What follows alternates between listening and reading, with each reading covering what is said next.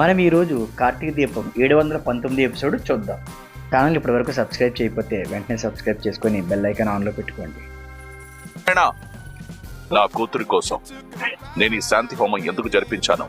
గుడిలో ఉన్న ఆ దేవునికి నీ పక్కనున్న నా కూతురికి తెలియకపోయినా పర్వాలేదు, నీకు మాత్రం తెలియాలి. ఎందుకు తెలియాలి? నేను చెప్పాలి. నేనెందుకు వినాలి? నా జీవితంలో కానీ నా కూతురు జీవితంలో కానీ లేని శాంతిని నెయ్యితో వెలిగే నిప్పుల్లో వెతుక్కుంటున్నానంటే దానికి ఒకే ఒక్క కారణం, కనీసం వచ్చే జన్మలో అయినా నేను బ్రతికినంత కాలం నా కూతురు నన్ను నాన్న అని ప్రేమతో పిలిచే అదృష్టాన్నిమ్మని. నీదెంత రాతి గుండె నాన్న. కూతురికమ్మ అనే పిలుపుని దూరం చేసి నువ్వు నాన్న అని పిలిపించుకోవాలని ఆరాటపడుతున్నావా? మనసులో లేని శాంతిని మాటల్లో వెతుకుంటే దొరుకుతుందా? గుండెల్లో లేని ప్రేమ గుడిలో కలిస్తే పుడుతుందా? ప్రాణమే లేని బంధానికి శాంతి అవసరమా? అవసరమే సుమిత్ర. మా మమ్మీని పేరు పెట్టి పిలుస్తుంది. ఎవరివిడా? మాలిని, దక్షిణామూర్తి గారి కోడలు. నీకెలా తెలుసు? స్నేహితుడి కంటే శత్రువుల గురించి ఎక్కువగా తెలుసుకోవాలని చైర్మన్ గారు చెప్తూ ఉంటారు కదా, తెలుసుకున్నాను. ఆన్లైన్లో డిఎం రెస్టారెంట్స్ వికీపీడియాలో బ్రౌజ్ చేస్తే నీకు కూడా తెలుస్తుంది. ఎలా ఉన్నావు సుమిత్ర? ఎవరు అని చూస్తున్నావా? మీ తాత ఎలాగో పరిచయం చేయలే, నేను పరిచయం చేస్తాను. తను నా కోడలు, పేరు మాలిని. సూరజ్ గారు చెప్పింది కరెక్టే. వరుసకు నీకు పిన్నవుతుంది. వరుసలు అవసరం లేదు. మా ఇంటి ఆడపడుచు మీ ఇంటి కోడలైన తర్వాత వరసలు కలుపుకోకుండా ఎలా ఉంటాం బాబాయ్? మనం నేల మీద ఉన్నా లేకపోయినా పిల్లల రూపంలో వరసలు బ్రతికే ఉంటాయి. ఏం మేనకోళ్ళ, ఎలా ఉన్నావు? నేను నిన్నే పిలిచాను జోస్నా. నా పేరు మీకెలా? తను మాలిని. అన్ని తెలుసుకోవడమే తన పని. నా ఆడపడుచు కుటుంబం గురించి తెలుసుకోకుండా ఎలా ఉంటాను బాబాయ్? మీది సిటీలో బాగా పేరున్న వ్యాపారం. ఆన్లైన్లో జోస్నా రెస్టారెంట్ అని బ్రౌజ్ చేస్తే మీ ఫోటోలతో సహా మొత్తం వచ్చేస్తాయి. హాయ్ కార్తీక్, మీ అమ్మ ఎలా ఉంది? మాట్లాడాలంటే మీ తాత పర్మిషన్ కావాలా? సరే, ఇంకో ముఖ్యమైన వ్యక్తి ఉండాలి. ఎక్కడ తను? ఎవరమ్మా? దశరథ్ అన్నయ్య. అన్నయ్యుడు సుమిత్ర. చూడమ్మా, ఇది అలాంటి సంబంధం కాదు, కావలసిన అవసరం కూడా లేదు. ముఖం మీద మాట్లాడుతున్నానని గతాన్ని మర్చిపోయాను అనుకో. ఇక్కడ 2 హోమాలు మండుతున్నాయి. ఒకటి అక్కడ, రెండోది ఇక్కడ. అది మీకు కనిపిస్తుంది, ఇది మీకు కనిపించదు. అది ఆరిపోవచ్చు, ఇది ఆరిపోదు. మీరు గుడికొచ్చారు, మేము గుడికొచ్చాం. అనుకోకుండా ఎదురుపడ్డాం. మా దారిని మమ్మల్ని వెళ్ళనివ్వండి. అయ్యా, ఇక్కడే ఆగిపోయారే, వెళ్దాం రండి. జోస్నా, నువ్వు వెళ్ళి నవగ్రహాలకు పూజ చేసుకోమ్మా. పూజారి గారు, మీరు వెళ్ళి పూజ చేయించండి. అక్కడ వేరే పూజారి ఉన్నారులేండి, నేను పంపిస్తాను, మీరు రండి. కార్తిక్, వెళ్దాం పద. బాబాయ్, శాంతి హోమం చేసింది శాంతి కోసమే కదా. మీరు ఎదురు పడకండి. అంతకు మించిన శాంతి మీ ఆడపడుచు జీవితంలో, క్షమించాను, నా కోడల జీవితంలో అంతకు మించిన శాంతి ఉండదు. పదమ్మా. ఎవరు శివనారాయణ గీసిన గీతను దాటరమ్మా. కాలం ఎప్పుడూ ఒకేలా ఉండదు మావయ్య గారు. మీ కూతురికి దగ్గరవ్వాలని మీరు ఎంత ఆరాటపడుతున్నారు? అంత దూరంగా ఉండాలని సుమిత్ర కోరుకుంటోంది. మీ తండ్రి కూతుళ్ల మధ్య దూరాన్ని తగ్గించాలని నేను శాంతి హోమం చేద్దాం అన్నాను. చూసారా, తనే మీ దగ్గరకు వచ్చింది. ఏదో ఒక రోజు మిమ్మల్ని నాన్న అని ప్రేమగా పిలుస్తుంది. నీ మాట నిజమవ్వాలని ఆ దేవుణ్ణి కోరుకుంటున్నానమ్మా. ఆ రోజు వస్తుంది మావయ్య గారు. మనం వాళ్ళకి చాలా రుణపడి ఉన్నాం. ఆ రుణం తొందరలోనే తీరుతుంది. పంతులు గారు వచ్చారా అమ్మా? మీ చేత నవగ్రహాలకు పూజ చేయించమని గురువు గారు చెప్పారు. మీ భార్యాభర్తలు ఇద్దరు వచ్చి ఇలా నిలబడండి. పంతులు గారు, ఏమైందమ్మా? రోడ్డు మీద పోయే వాళ్ళకంటే తెలియకపోవచ్చు, మీకు తెలీదా? ఏమైందమ్మా? నాకింకా పెళ్లి కాలేదు. అంటే ఇతగాడు నీ జతగాడు కాదా తల్లి? కాదు. మరి కలిసొచ్చారు? గుడికి ఎంతో మంది కలిసి వస్తారు. అందరూ భార్యాభర్తలేనా? శివ శివ, ఆ ప్రశ్నలో ఇంత దారుణమైన అర్థాలున్నాయా? ఈ అబ్బాయి పేరు సూరజ్. మా కంపెనీకి సీఈఓ ఉంది. ఆవిడికి అడ్వైజర్. అయితే మీది విడదీయలేని బంధం అన్నమాట. ఏదో ఒక రకంగా బంధం కలపకపోతే మీరు ఉండలేరా? అంటే అమ్మా అది మీరెక్కువగా పెళ్లిళ్ళు చేస్తారా? అవునమ్మా, ప్రేమ పెళ్ళైతే 10% డిస్కౌంట్ కూడా ఉంది. ఇప్పుడు మీరు వచ్చింది పెళ్లి కాదు, పూజకి. ఏంటి జ్యోత్స్న గారు పంతులు గారిని అంతలా భయపెడుతున్నారు? నువ్వు దోష నివారణ కోసం వచ్చానన్నావు కదా, నీ పూజ నువ్వు చేసుకో, నా పూజ నేను చేసుకుంటాను. పంతులు గారు, ఏం చెయ్యాలో చెప్పండి. అదేంటంటమ్మా, ముందుగా అక్కడ ప్రతిమ పెట్టి దాంట్లో నువ్వుల నూనె పోసి ఒత్తి వేసి శనీశ్వరుడి ముందు దీపం వెలిగించండి. అలాగే పంతులు గారు. నీలాంజన సమావాసం దైవత్వం యమాజం ఛాయామాఖ్యాండ సంభూతం తం నమామి శనిశ్చరం. నీలాంజన సమావాసం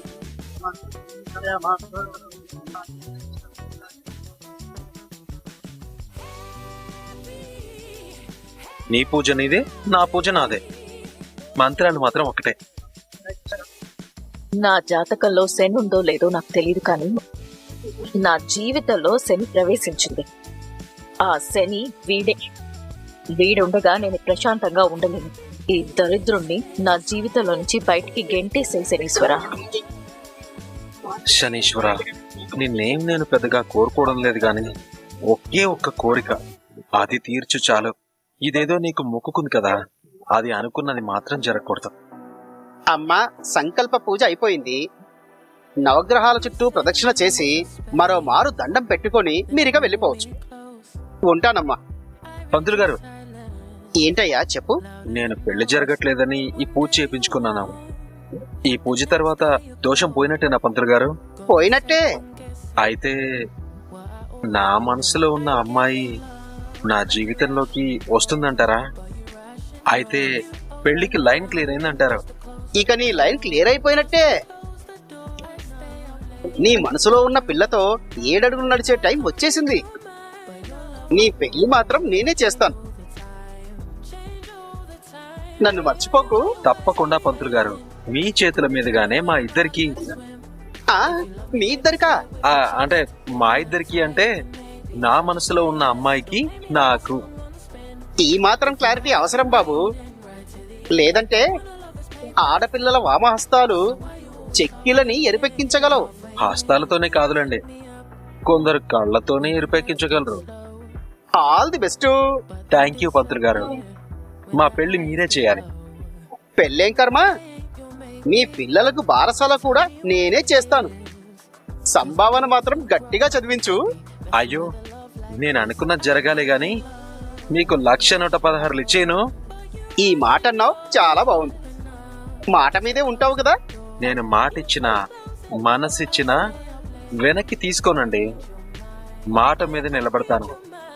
మనసు ఇచ్చిన మనిషి కోసం బతుకుతాను. మీరు వెళ్ళండి పంతులు గారు, మీకు తొందరలోనే కబురు పెడతాను. అలాగే, వచ్చే లగ్గాల్లోనే పెళ్లి చేసుకోను ఆయన. నా దేవి కరుణించాలే గాని నాకు రేపే పప్పన్నం పెట్టాలనుంది. పెడతావు నాయన.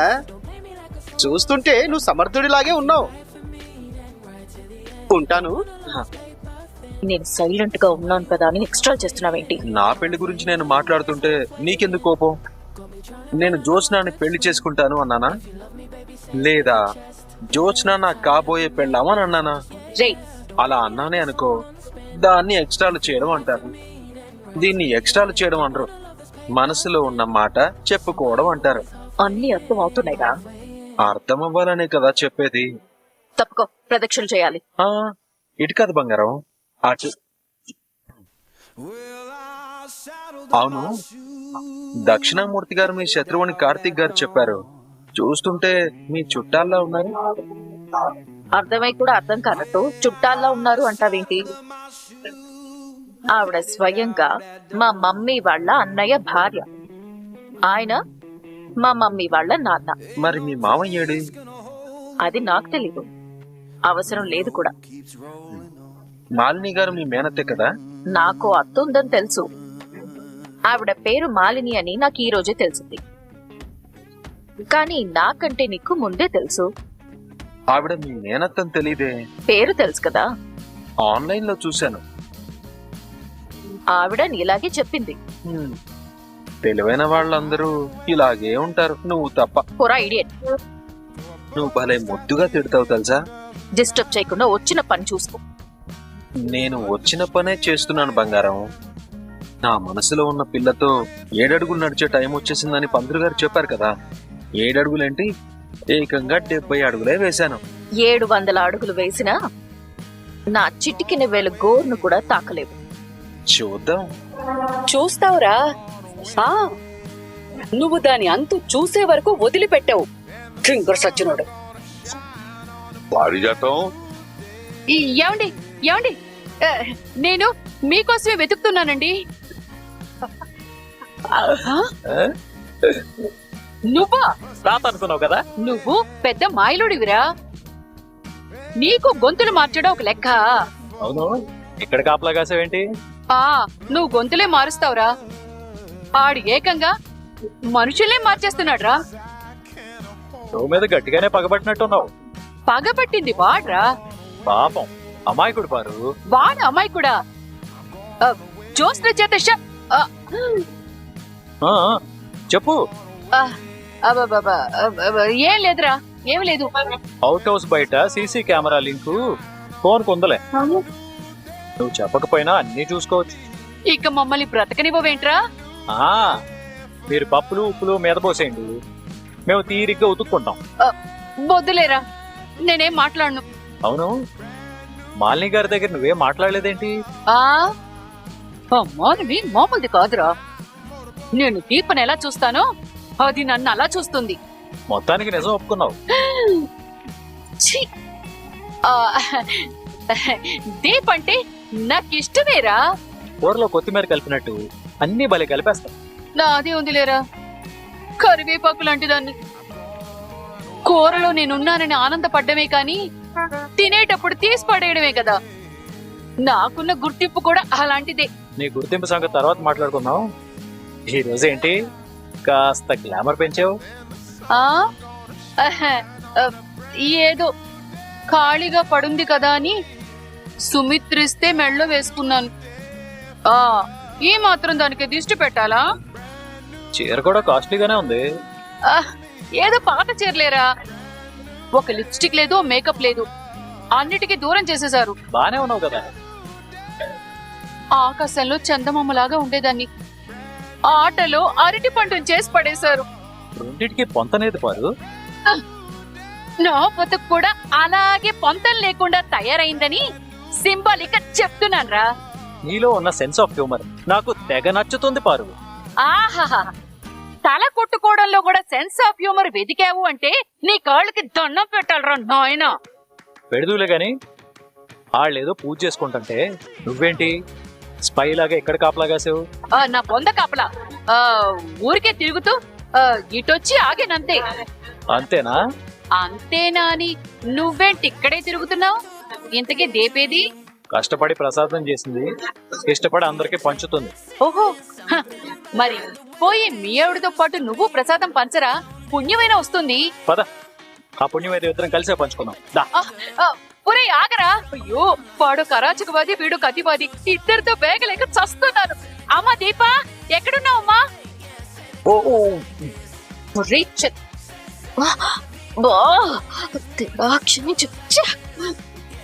చెవండి, ప్రసాదం తీసుకోండి.